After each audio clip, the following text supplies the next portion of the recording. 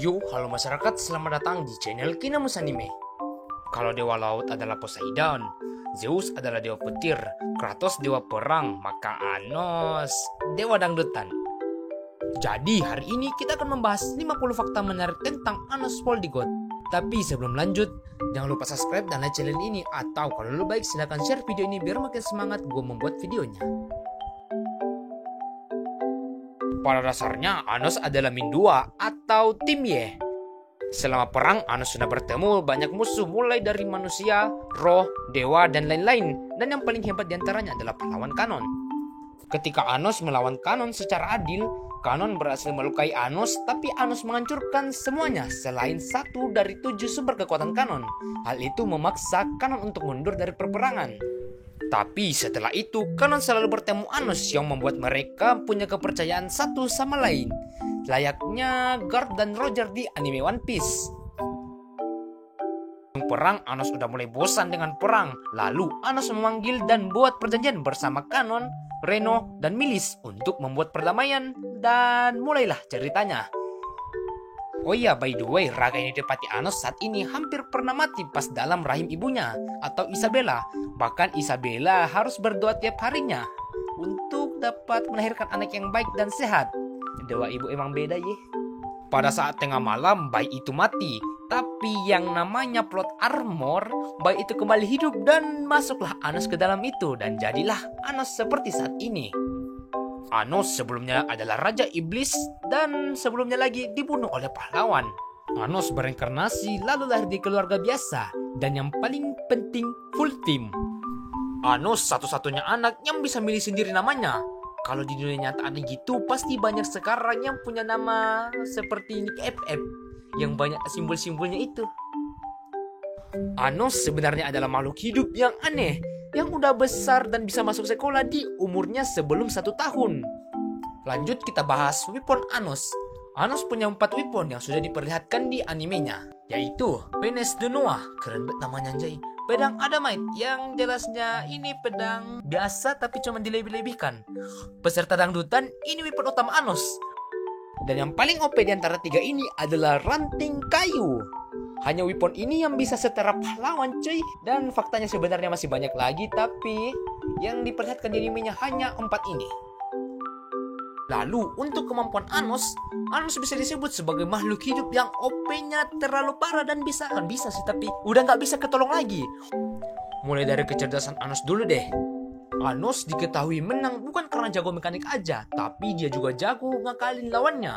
Contoh simpelnya, kalau lu main game, terus kalau lu udah mau kalah padahal bosnya jago amat, lu pasti pakai cara strategi hit and run. Dan mungkin juga cara itu diterapin Anos lah. Lalu Anos juga bisa menghafal formula sihir yang rumit dalam waktu 1 detik aja, sedangkan Sasha butuh waktu 1 bulan.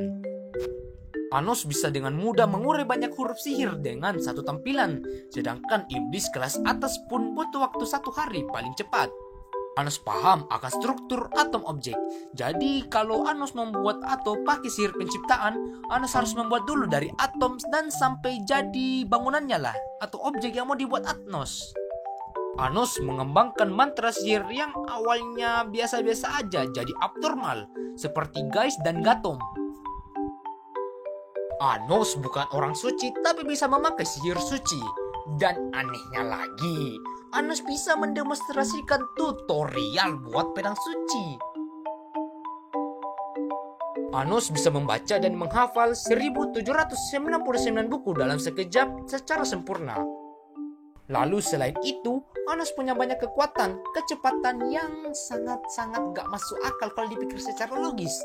Mulai dari Anos hanya santai pada saat adu kecepatan melawan Gazelle, yang pada saat itu Gazelle sudah menjadi cahaya itu sendiri. Puncaknya, Anos bisa bereaksi ketika menangkap tombak yang bisa melampaui ruang dan waktu. Juga bisa bawa lari bulan buat lihat gerhana matahari. Terus katanya Anos disebut bisa menghancurkan alam semesta hanya pakai tangan kosong. Mungkin seru nih kalau Anos lawan si botak. Nah, itu tadi kemampuan sampingannya atau kemampuan tambahan. Lanjut kita bahas lagi tentang kemampuan asli si Anos. Kalau urusan magic sih, Anos mah gak usah ditanya. Orang mana yang bisa ngebangkitin orang yang udah mati, terus dibunuh lagi, terus dihidupin lagi, terus dibunuh lagi, dan gitu-gitu terus sampai bodoh.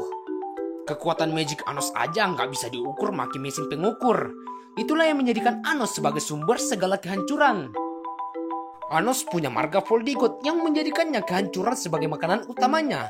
Contoh simpelnya, kalau Anos lahir di tempat yang sering-sering berperang atau suka hancur-hancur lah, maka Anos nanti kedepannya akan makin OP. Tapi kalau Anos suka damai, Anos juga nanti jadi karakter yang biasa-biasa aja lah. Selain kehancuran, Anos suka makan keratin jamur. Anos suka banget sama dangdut. Anos suka kehancuran tapi sayang ortu. Ayah ibu Anos pada dasarnya adalah manusia, tapi nenek moyangnya adalah si pemilik darah murni. Jadi Anos adalah makhluk yang setengah-setengah. Tatapan Anos bisa bikin lawannya kejang-kejang. Jadi jangan tatap Anos.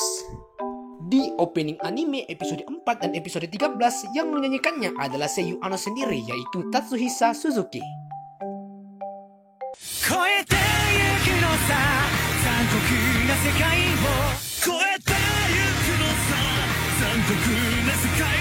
Kemampuan sihir Anos setelah reinkarnasi masih sangat lemah jika dibandingkan dengan kemampuannya sebelum reinkarnasi, terutama di sihir penghancuran karena Anos lahir di tempat yang tergolong ceria.